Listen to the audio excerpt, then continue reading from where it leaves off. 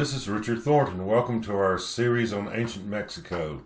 Today we'll be going to the archaeological sites at Tepoztlan, Teco, Xochicalco, and Xochicalco in the beautiful state of Morelos. Morelos is the second smallest state in Mexico. It was originally created to concentrate the sugarcane industry into one state. It is located immediately south of the state of Mexico and Mexico City. Morelos is surrounded on all sides by very high mountain ranges to the northeast of some of the tallest volcanoes in North America, which dominate the horizon looking to the northeast. Being in the heart of Mexico, Morelos has some extraordinary colonial buildings there. The most impressive is the Hacienda de Teotihuacan, which was the estate of Hernan Cortez and afterwards his daughter. Their descendants continued to live there for many centuries. The large complex of buildings that once constituted the sugar mill and plantation have been converted into one of the America's most prominent resorts. Morelos, of course, was also the home of the great revolutionary leader Emiliano Zapata, who was perhaps the most honest of the bunch. He was dedicated to making life better for the peasants, and one of those exceptions of leaders in Latin America who took very little for himself. Before exploring Morelos any further, I want to tell you about the man who made these programs on Mexico possible. His name was Sidney R. Barrett. He was an architect, very prominent in Atlanta during the late 20th century, and in the summer of 1969, he established an endowment to provide fellowships to Georgia Tech architecture and planning students that would enable them to study overseas. I was the first recipient. I was awarded in early 1970, and perhaps the largest grant of all came to me, which enabled me to spend over 3 months in Mexico, plus do the equivalent really of a master's program on Mexico. Today, the grants from the Barrett Fellowship are quite modest and primarily consist of stipends to be given as a subsidy for the tuition overseas for Georgia Tech architecture and planning students. The first program, which I participated in, was much larger in scale. I received the equivalent today of over $7,000 from Georgia Tech, plus about $500 equivalency from the Atlanta Archaeological Society and the government of Mexico. The consul of Mexico in Atlanta at that time was a licensed architect and a graduate of Georgia Tech. He arranged for me to have VIP treatment in Mexico while I was an official guest of the Department of Foreign Relations, and also I was given credentials from the Instituto Nacional de Antropología y Historia and was to be based at the famous museum, the Museo Nacional de Antropología in Mexico City. My fellowship coordinator in Mexico was the famous, actually internationally famous archaeologist, Dr. Ramon Piña-Chan. We became quite good friends during the summer. It turned out we had an excellent rapport of each other. We were both mixed bloods. He was part Maya and I was part Greek. And it added a great deal to what I learned during the summer to have his personal interest and involvement in my studies. With the help of our time machine now, we're going to hop on a bus and head south to Cuernavaca, to the beautiful state of Morelos. Even back then, a modern expressway connected the centro of Mexico City with Cuernavaca, but it's a spectacular ride through some high mountains before getting to Cuernavaca. From Cuernavaca, I took second-class buses to the various archaeological sites in Morelos. As we take our time machine across the landscape of the state of Morelos, we'll be serenaded by the beautiful voice of Marta Gomez singing Cielito Lindo. We'll go into Tepoztlan and walk along the streets of this ancient city.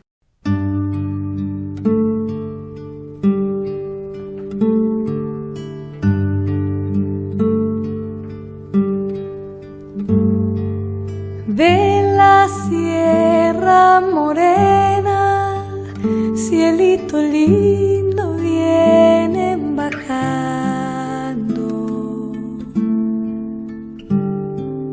Un par de ojitos negros, cielito lindo de contrabando.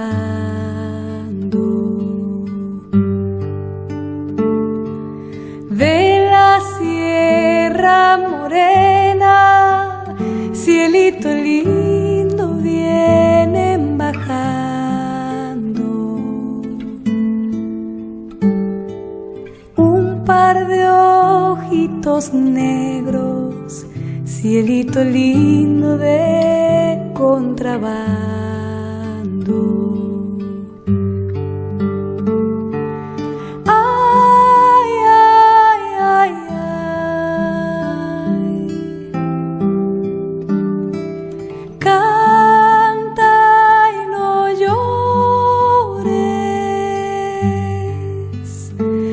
Porque cantando se alegran, cielito lindo, los corazones.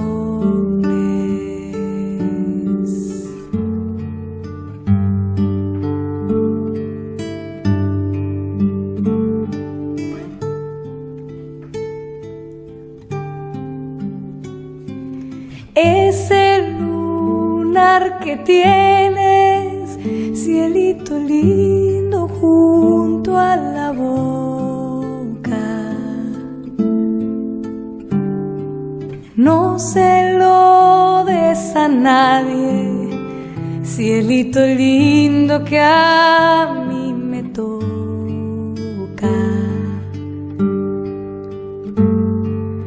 Ese lunar que tienes, cielito lindo, junto a la boca, no se lo des a nadie, cielito lindo, que a mí me toca.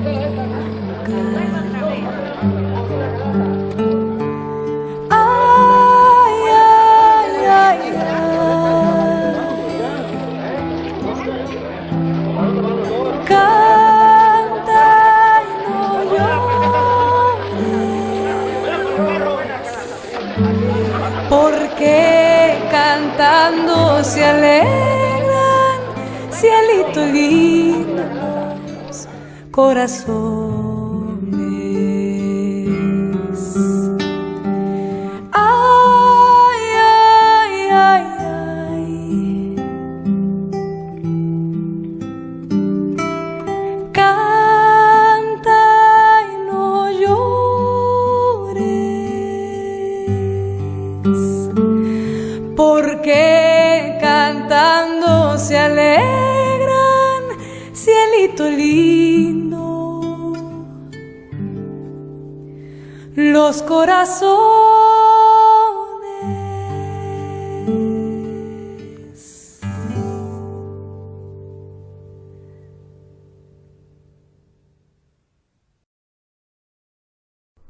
On several photographs, you probably noticed a strange-looking range of mountains immediately to the north of Tepoztlan that seems primeval. It often has a reddish-brown tint to it. That's the Sierra de Cobre, or Copper Mountains. It actually is the end of a lava flow from Xochicalco that once spread across the landscape of Morelos. Now, when I was studying at the Museo Nacional de Antropología, there was a brief mention of a long tradition of the first city of Mesoamerica being at Tepoztlan, but it was dismissed by the archaeologists at that time, and I knew no better. When I was at Tepoztlan, I began seeing stones, though. These stone ruins seem much, much older than the Aztec era structures that I saw elsewhere around Tepoztlan. There were no signs, no explanation, but they just didn't seem to belong. However, in 2017, archaeologists made an astonishing discovery during the construction of a expressway bypass for Tepoztlan. Underneath the ruins of a Mesoamerican community, they found buildings that seemed to have no connection with the Mesoamerican architecture that we know of today. The archaeologists eventually realized that they discovered an entirely different ethnic group or culture had once lived at Tepoztlan prior to the arrival of American Indian types or Siberian type Indians. They sought to reconstruct these structures that was so different than anything else in Mexico, but were forbidden to by an edict from the president of Mexico. Evidently, the government did not want the public and tourists to know that another ethnic group, perhaps from Europe as you will see, were in Mexico and building towns before the ancestors of the Mesoamericans. Keep in mind now that when I was on this fellowship, I was really very wet behind the ears and knew very little about European history. In fact, I'd learned more when I'd work in Sweden 2 years later. But I came across some stones that had some strange carvings on them that did not look like anything I'd seen at other Mesoamerican archaeological sites, and so I photographed them, not knowing what they meant. This is very important because even the Mexicans now don't quite realize what they have there in a canyon next to Tepoztlan. This is a boulder found in Forsyth County, Georgia, near the Etowah River in the Georgia Gold Belt. It's one of many in North Georgia that have exactly the same symbols carved on them as the boulders in the canyon near Tepoztlan. One can only assume that the same people or related people carve both boulders. That only can mean one thing when you consider these same symbols can be found on many boulders in southwestern Ireland, County Kerry. Obviously, the same people are in all three locations: Tepoztlan, the Etowah River Valley of Georgia, and southwestern Ireland.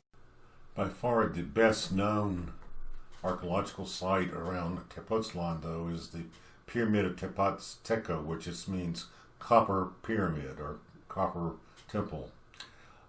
This was begun around 1000 AD by people preceding the Nahua speakers. Later on, the Aztecs added on to the pyramid on top. It's quite unusual for that period of time, but it nevertheless is a favorite place for people visiting Tepoztlan if they're in the physical condition to climb up the tall cliffs and visit this pyramid. And there are spectacular views as you climb up the cliff, particularly getting near the top. You can look down into the Tepoztlan Valley. Near the top of the trail, one begins to glimpse the pyramid on top. You can see it here in the center of the photograph. It's a difficult climb, but if you're capable of climbing, it's very, very worth the effort if you're ever in that part of Mexico. It's currently believed that a pre-Nahua people of unknown ethnicity built the lower truncated base you see here. Then the Aztecs added on the more complex truncated pyramid that's set on top of it. Here's some more views of the pyramid from various angles so you get a better feeling of what it looks like as you climb up the steps to the pyramid. We're now going to climb up above the pyramid and look down at it. Many peoples in Mexico have a tradition that Quetzalcoatl was born near Tepoztlan and that this was a temple dedicated to him. I strongly suspect that actually it may be his burial place if he was a real person. Which leaves us with the probability that the appearance of the temple was more like this temple in Tenochtitlan built by the Aztecs. It would have had a round temple on top of a conical roof. We'll now take our virtual reality bus southeastward about 29 miles to the archaeological site of Xochicalco, very different than the ones in Tepoztlan. Xochicalco is one of the oldest town sites in Mesoamerica. The 100-acre Acropolis dates from at least 1500 BC and undoubtedly on top of the original village. The town was located in the Amatzinac River Valley and was the intersection of trade routes connecting Guerrero, the Valley of Mexico, Oaxaca, and the Gulf lowlands. The site lies at the base of two massive granodiorite hills that rise from the valley's flat landscape. A nearby spring provided its early farming inhabitants with ample water supply. The design of the town's acropolis consisted of four earthen pyramids or platforms facing a central plaza. Platform mounds around these principal structures probably were bases for the homes of priests and political leaders. A thick deposit of artifacts, in particular potsherds, stretches out several hundred yards from the Acropolis. Minimal archaeological work has been done in this portion of the town. Its inhabitants began to produce and display Olmec civilization's type art and architecture around 900 BC, which is about the same time that the Olmec civilization's cultural traits appeared in the southern Mexican isthmus. At its height between 700 BC and 500 BC, Xochicalco's population is estimated at between 500 and 1,000 people. By 500 BC, it had gone into decline. The main pyramid has an ovular footprint that is quite similar to Mound A at Poverty Point, Louisiana, which was constructed about the same time. It is quite possibly the oldest stone veneered pyramid in Mexico. The Olmec civilization earthen pyramids in southern Mexico do not have stone veneers. The terracing of this mound is also quite unusual for Mexico. There are several stone veneered earthen pyramids in northeastern Mexico, Tamaulipas State, that have the same feature. Perhaps the same ethnic group may have constructed the pyramids in both regions of Mexico. Here we see the ornamental stairway leading up to the plaza and the main mound. Here's a mound facing the plaza that merely has a low and quite crude fieldstone wall at the base. It's not that different than the technology at Etowah Mounds in Georgia. This mound facing the plaza at the last stage of the occupation of the town had an ornamental front constructed in the same manner as at Montalban in Oaxaca. Xochicalco is probably most famous for his bas relief drawings on locally quarried stone tablets and solid rock. Most of the 31 known monuments occur in three distinct groupings, two on Cerro Xochicalco and the third on the terraces within the actual settlement. Drawings of these carvings have been made, but molds were taken of many of them before any drawings were taken. The process of making these molds tended to destroy the fine lines and actually tore small portions from the stone out.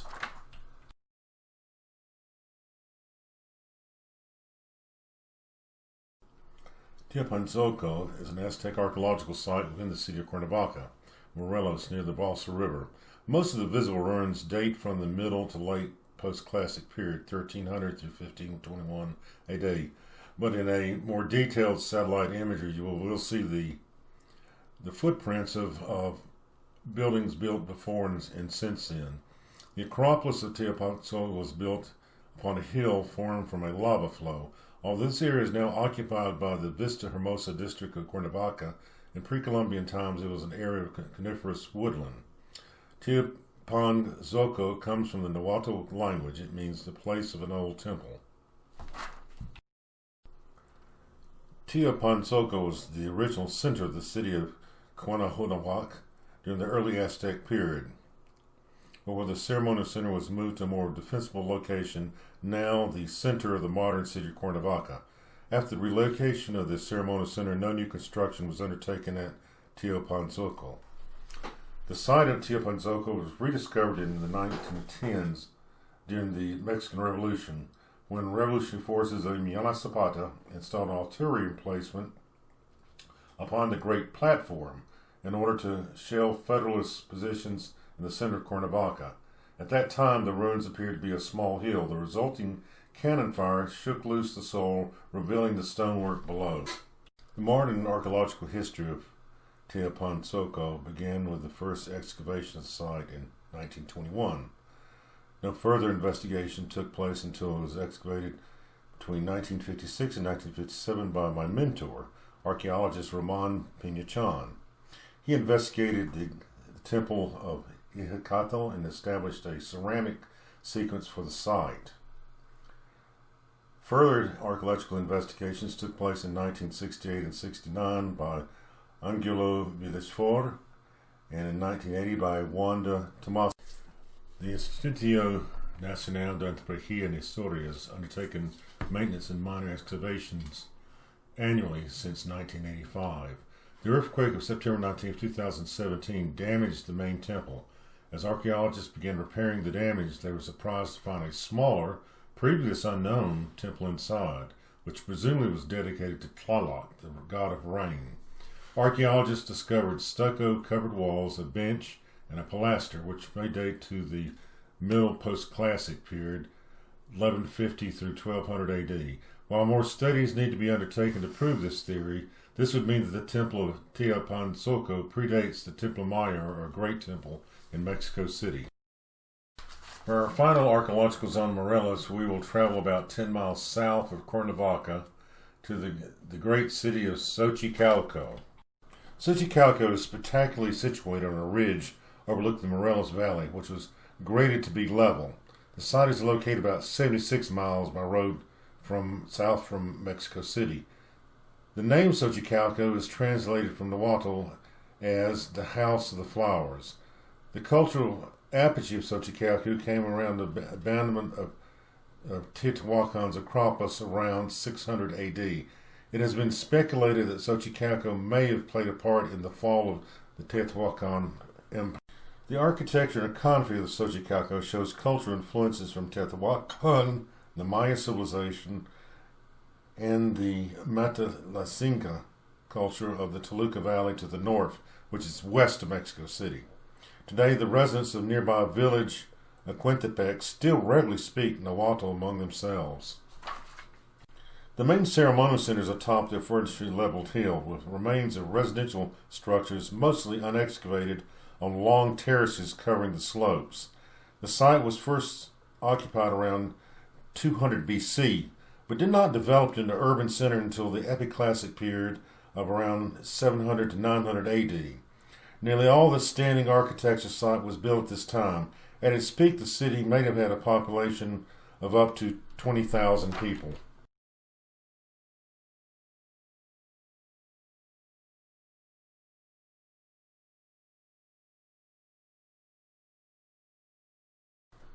The Acropolis of the town contained at least 25 pyramidal temples. The most important of these was the Temple of Quetzalcoatl. The near vertical walls contained some of the most exquisite detailed stone carving in the Americas. This temple, which is really just a two-story building in a pyramidal form, has fine stylized depictions of the feathered serpent, in a style which includes apparent influences from Teotihuacan and Mayan art. In these photos, you see how the lesser public buildings and perhaps the palaces of the elite and the higher priest were merged into the landscape in the form of terracing. It's a very different style of architecture you see elsewhere in Mesoamerica. The two ball courts at Xochicalco are in good condition, but they have entirely different architectural styles. This style, notice, is a two-tiered reviewing stand, whereas the other ball court is more like the one seen at Chichen Itza and other cities in the Yucatan.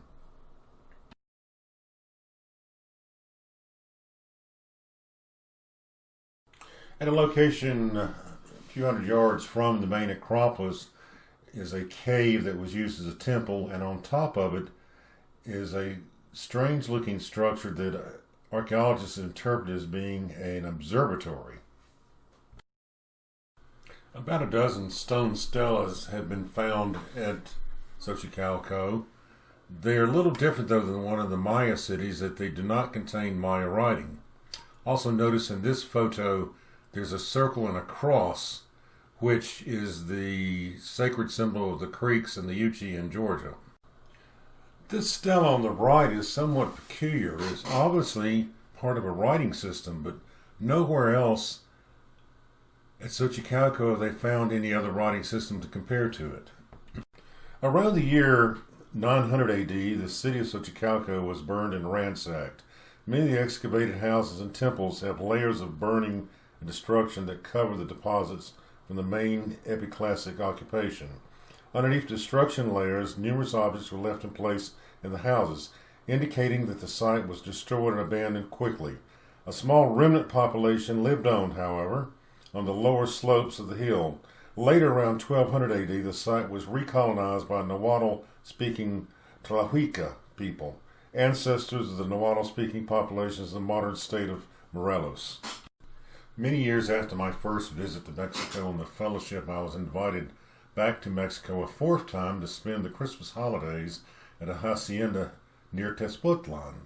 Oh, did I mention I had a really good time there? See you next time, folks.